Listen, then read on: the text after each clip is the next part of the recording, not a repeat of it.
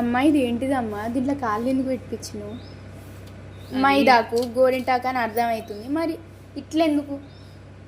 అయితే ఈ కాళ్ళు ఇంట్లో పెడితేనే నువ్వు ఇక్కడ కూర్చుంటావు, మైదా పెట్టుకోవు. అందు గురించి అని చెప్పి ఫస్ట్ మైదా కింద పెడితే ఇక్కడ కూర్చుంటావు అని చెప్పేసి ఫస్ట్ ఇంట్లో పెట్టిన. ఈ చేతులకు పెట్టే లోపు ఇది ఎర్రగవుతుంది.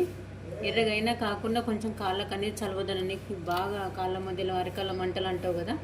ఇప్పుడు ఆషాఢంలో ఏందనంటే మొన్నటిదాకా ఎండలు కొట్టినాయి కదా, ఆషాఢంలో ఎందుకు పెట్టుకోవాలని అంటే ఇప్పుడు ఆకు అనేది మంచిగా పచ్చబడుతుంది. ఒకటి అరికాళ్ళ మంటలు కానీ లోపల హీట్ ఏమన్నా ఉంటే వెళ్ళిపోతుంది.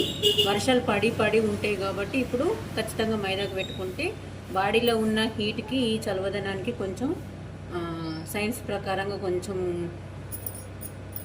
మంచి జరుగుతుందన్న ఉద్దేశం కొద్దీ ఇదైతే పెట్టుకోవాలి. ఇప్పుడు ఈ కాళ్ళ మీద ఈ నీళ్లు వేసి మైదాకు పెట్టిన కాళ్ళు పెట్టిపించిన కాబట్టి నువ్వు మైదాకు చేతిలోకి పెట్టుకుంటున్నావు, లేకపోతే పెట్టుకోవు కదా. అందు గురించి అని చెప్పేసి పెద్ద ప్లానింగ్ చేసినావు కదా. ప్లాన్ అంటే మరి నువ్వు పెట్టుకోవాలి కదా, ఎట్లా పెట్టి మైదా కంటే ఇష్టం ఉండదు. అందు గురించి అని చెప్పి అట్లా కాళ్ళు పెడితే కాళ్ళకు హీట్ అనేది వెళ్ళిపోతుంది, ఈ చేతులకు మైదా కంటే ఇష్టమే కానీ ఎక్కువసేపు పెట్టుకుని నచ్చది. అందు గురించి అనే ఫస్ట్ అట్లా పెట్టిపించిన.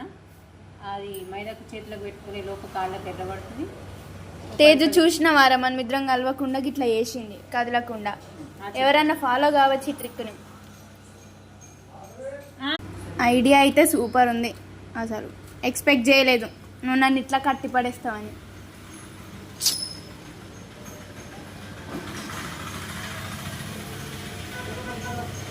అదేనా